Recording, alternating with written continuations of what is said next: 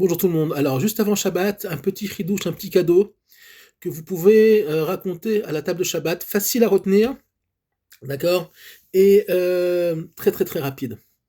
Voilà. Pourquoi Yaakov a dû prendre Léa et Rachel? Tout simplement parce que Esav était pas capable de, euh, de remplir son rôle dans ce monde-là. Il est parti comme Dark Vador dans le mauvais côté obscur de la création. C'est une plaisante évidemment, mais non, mais Esav, oui, représente le Yetzera, représente le monde d'Esav, le monde occidental donc, pardon. Et Yaakov a dû remplir en fait les deux rôles. Mais en fait, tout ça, c'est pour l'étude, c'est pour comprendre qui était Esav. De toute façon, Yaakov devait, et ça fait partie, on va dire, du Seder, ça fait partie de l'ordre de la nature, de l'ordre de la création, que Yaakov, Israël, devait prendre Léa et Rachel. Pourquoi? Ben, il y a par tradition kabbalistique, depuis presque la nuit des temps, le fait que Léa représente la Torah, représente Shamaim, et Rachel représente la terre, Eretz Israël aussi.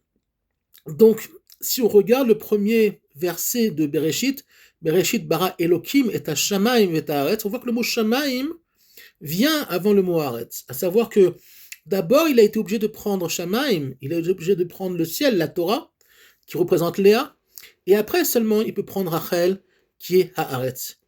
Mais on va aller encore plus loin. Quand les Hébreux vont sortir d'Égypte, qu'est-ce qu'ils vont recevoir d'abord? La Torah. C'est-à-dire que d'abord on reçoit la Torah, et la Torah va être la colonne vertébrale pour qu'on puisse, pour nous éduquer, pour savoir ce que c'est d'être Eved Hashem, pour savoir ce que c'est, comment dire, comment se comporter en Eretz Israël, comment agir en Eretz Israël, et alors on peut rentrer en Eretz Israël, pardon, avec le Sefer de Yehoshua. Donc même quand on sort d'Égypte, il y a d'abord Shamaim, on reçoit la Torah, et après on rentre en Eretz Israël avec Yehoshua bin Nun, et Moshe Rabbeinu dans le livre de Dvarim va donc nous préparer à rentrer en Eretz Israël. En gros, ça fait partie de l'ordre de la création, de l'ordre de la nature.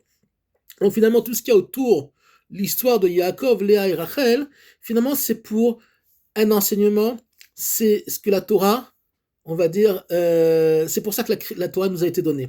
La Torah n'est pas un livre uniquement d'histoire, et même si l'histoire, la chronologie du pshat de la Torah est importante, mais vous voyez bien que parfois la chronologie n'est pas, on va dire, linéaire, d'accord?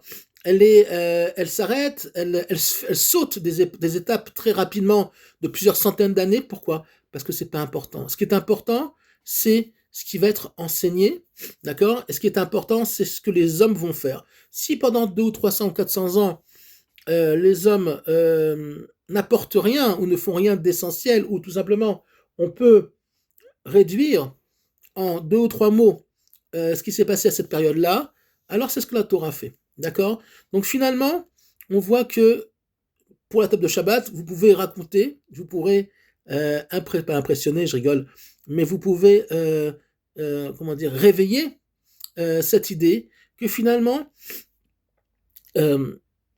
l'idée de Yaakov, qui va prendre Rachel et Léa, est une idée qui fait partie de l'ordre de la création. Une autre chose, et avec ça je vais terminer ce tout petit cours, ce petit cadeau avant Shabbat, c'est que si on regarde Bereshit bara Elohim et Hashamim vet haaretz, on se rend compte que finalement on parle du Yom Echad et pas du Yom Rishon. C'est bien connu, le premier jour de la création n'est pas le premier jour, mais le Yom Echad, le jour de l'unité, le jour du un. Donc finalement, Shamaim ve Haaretz, d'accord, sont une seule chose.